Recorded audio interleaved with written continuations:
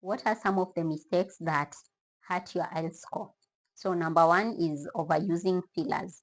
So fillers are words like you see, you know. So if you overuse such words, you will end up scoring lowly. So instead, you should aim to speak fluently. For instance, if you are asked to talk about the beach, you will say something like, I love going to the beach because it is relaxing and it helps me clear my thoughts.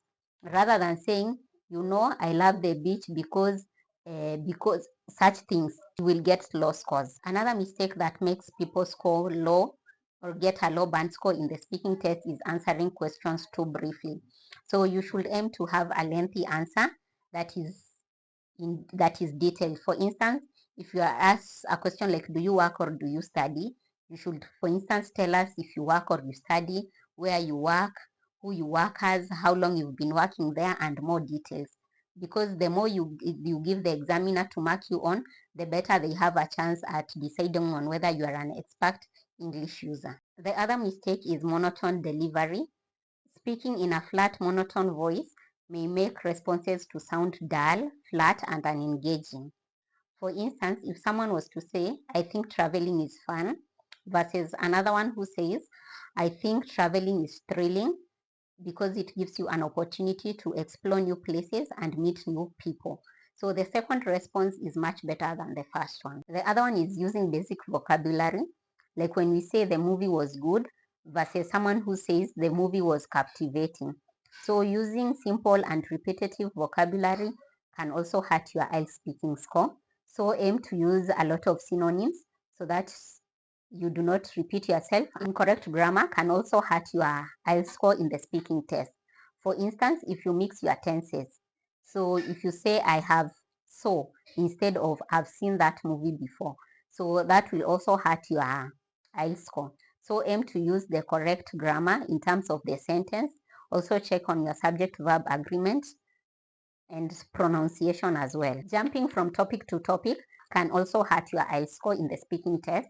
Stick to one thing. For instance, if you are asked a question about where you work, so stick to where you work and the environment and what you do there at your workplace, rather than speaking about where you work, then the next minute you are telling us about your hobbies. So that will also hurt your IELTS speaking score. Not elaborating on points will also make you to get a low band score in the speaking test.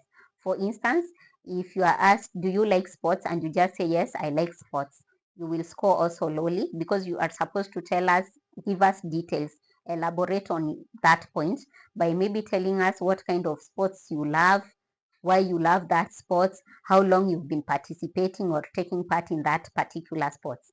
Just give us details. As long as it's in good grammar, you are good to go. Inconsistent pronunciation can also hurt your IELTS score in the speaking test.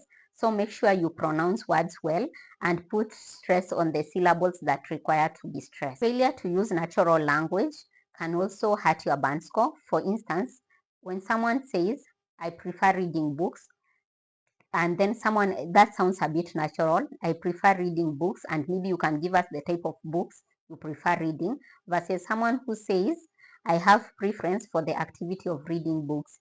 The second response sounds a bit unnatural.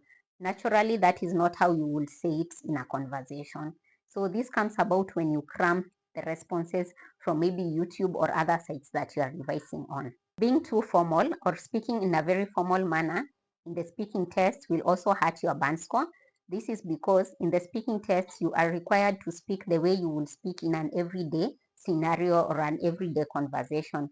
So don't try to be too formal, just try to be as natural as possible. Neglecting to practice responses can also earn you a low band score.